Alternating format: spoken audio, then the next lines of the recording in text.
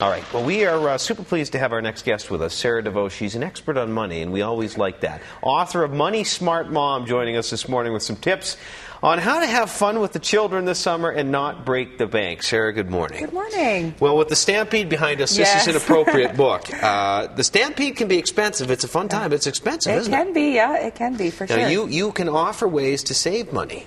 Yeah, absolutely. I think that, going to big attractions like that are a lot of fun.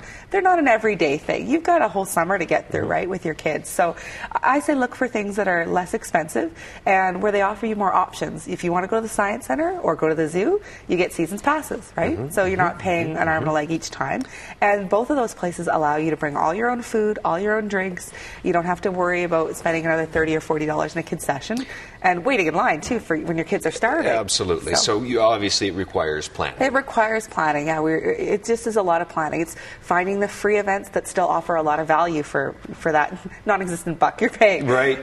You had an excellent suggestion for us off camera. Sarah and I were talking. I was maligning the money that you spend at the Stampede. Don't get me wrong, it's a great time. But expensive. The rides for the kids, $1 a ticket. Yeah. You put 2 children on, it's $8, $10. You go on 6 rides, you're down $60, $70. For 60-second rides, right? So Sarah says, why not take them to Callaway Park during the Stampede? We went twice last week with our season passes.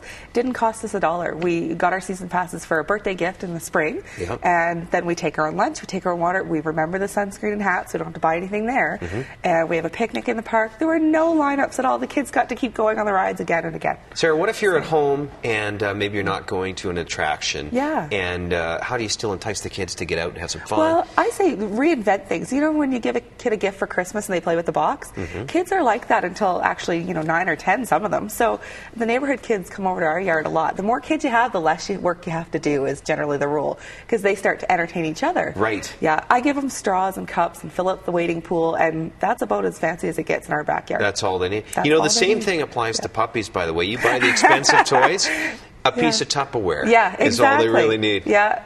Money Smart Mom, Financially Fit Parenting. Sarah, we're out of time, but it's a great resource, so we'll offer it up to you at home.